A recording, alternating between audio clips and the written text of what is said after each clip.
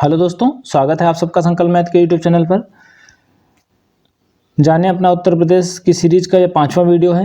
इस वीडियो में हम लोग पढ़ने वाले हैं उत्तर प्रदेश का इतिहास। उत्तर प्रदेश का इतिहास हम लोग कुल 4 चरणों में पढ़ेंगे।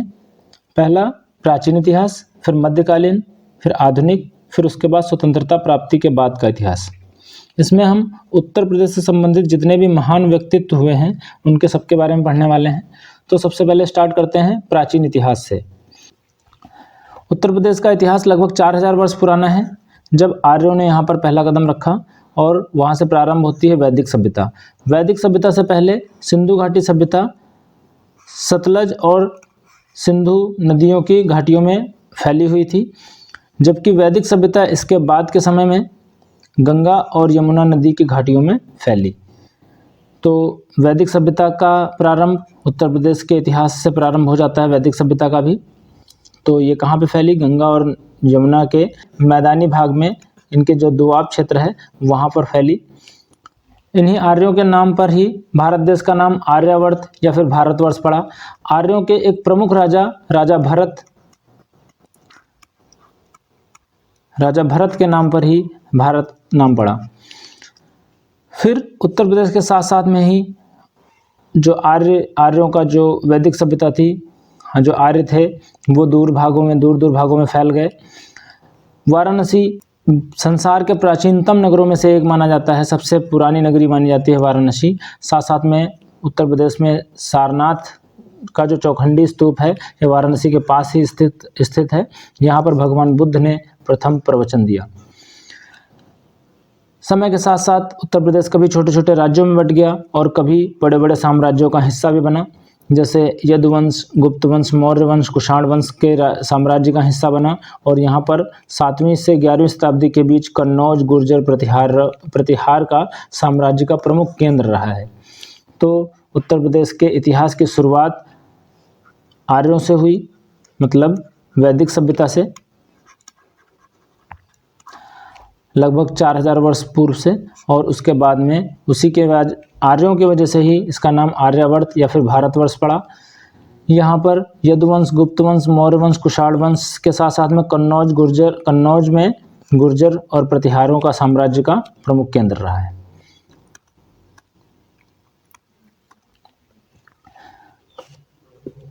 प्राचीन इतिहास में ही बात करें तो हिंदू धर्म का प्रमुख केंद्र उत्तर प्रदेश बना रहा। यहाँ पर उत्तर प्रदेश में प्रयागराज में स्थित जो कुंभ का है, प्रयागराज में जो कुंभ का मेला है वो उसका महत्व पुराणों में वर्णित है। वहीं हिंदू धर्म के प्रमुख नगर अयोध्या और मथुरा, अयोध्या जहाँ पर श्री राम का जन्म, मथुरा जहाँ पर श्री कृष्ण का जन्म हुआ है, ये भी उत्तर प्रदेश में ही स्थित है। 16 महाजनपदों में से कुल 7 महाजनपद उत्तर प्रदेश में स्थित थे। वहीं साथ साथ में सारनाथ और कुशीनगर का भी अलग महत्व है, बौद्ध धर्म से संबंधित।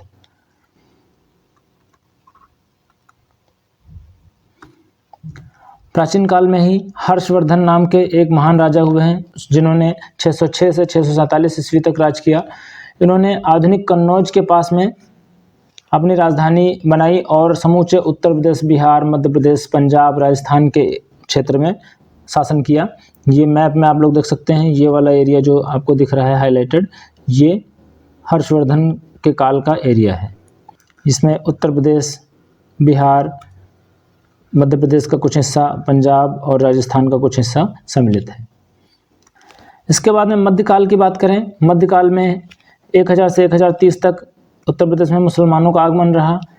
अकबर से लेकर के औरंगजेब तक उत्तर प्रदेश में ही इन्होंने शासन किया। उत्तर प्रदेश में आगरा के पास में एक राजधानी फतेहपुर सीकरी का निर्माण अकबर ने करवाया। शाहजहां ने यहाँ पर आगरा में ताजमहल बनवाया, विश्व के महानतम वास्तुशिल्पी नमूनों में से एक है। वहीं कबीर जो धार्मिक असहिष्णुता के विरुद्ध अपनी लड़ाई लड़ते रहे और 8वीं शताब्दी में मुगलों के पतन के बाद में अवध के नवाब का उत्थान होता है और यहाँ पर नवाबों का शासन प्रारंभ हो जाता है। उसके बाद आधुनिक काल की बात करें, 1902 में इसका नाम बदल करके संयुक्त प्रांत कर दिया गया। मेरठ में सैनिकों के बीच 1857 में जो विद्रोह फैला, सबसे पहले मेरठ में सैनिकों ने विद्रोह स्टार्ट किया 1857 की क्रांति का। वहीं 1857 की क्रांति जो थी उत्तर प्रदेश में ही केंद्रित रही। मेरठ से इसका प्रारंभ हुआ और झांसी की रानी लक्ष्मीबाई, नाना साहब, इन सब ने महान भूमिका निभाई 1857 की क्रांति में। स्वतंत्रता संग्राम में मोतीलाल नेहरू, मदन मोहन मालवीय, जवाहरलाल नेहरू, पुरुषोत्तम दास टंडन जैसे महत्वपूर्ण राष्ट्रवादी नेताओं ने बढ़ चढ़ करके हिस्सा लिया। चौरी चौरा गांव, जहां पर महात्मा गांधी द्वारा प्रारंभ किए गए असहयोग आंदोलन के चलते, जहां पर 22 पुलिसकर्मियों को एक चौकी में बंद करके आग लगा दी गई, वो कांड जो चौरी चौरा कांड हुआ, वो प्रदेश के पूर्वी भाग में गोरखपुर जिले में स्थित है। तो आधुनिक काल में अगर बात करें तो मेरठ में सैनिकों का विद्रोह, रानी लक्ष्मीबाई, नाना साहब और मोतीलाल नेहरू, मदन मोहन मालवीय, जवाहरलाल नेहरू, पुरुषोत्तम दास टंडन जैसे महत्वपूर्ण नेता हुए। 1902 में इसका नाम बदल करके संयुक्त प्रांत कर दिया गया। 24 जनवरी 1950 को इसका नाम संयुक्त प्रांत से बदल करके उत्तर प्रदेश कर दिया गया। जवाहरलाल नेहरू और इनकी पुत्री इंदिरा गांधी सहित कई प्रधानमंत्री, सोशलिस्ट पार्टी के संस्थापक आचार्य नरेंद्र देव जैसे प्रमुख राष्ट्रवादी विपक्षी दलों के नेता और भारतीय जनसंघ, बाद में भारतीय जनता पार्टी व प्रधानमंत्री अटल बिहारी वाजपेयी जैसे महान नेता यहाँ पर हुए हैं।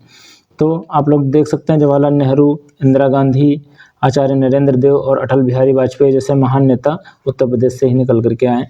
गोविंद वल्लभ पंत उत्तर प्रदेश के पहले प्रधानमंत्री बने और अक्टूबर 1963 में सुचिता कृपलानी उत्तर प्रदेश की और भारत की उत्तर प्रदेश की पहली महिला मुख्यमंत्री बनी, जो कि भारत की भी पहली महिला मुख्यमंत्री थी। सन 2000 में 3 राज्यों का विभाजन हुआ। उत्तर प्रदेश से उत्तराखंड एरिया, ये वाला एरिया जो था वो अलग कर दिया गया, एक नया राज्य बना दिया गया। वहीं बिहार से झारखंड और मध्य प्रदेश से छत्तीसगढ़ एरिया अलग कर दिया गया। मतलब नवंबर 2000 में ही यूपी से उत्तराखंड, बिहार से झारखंड और एमपी से छत्तीसगढ़,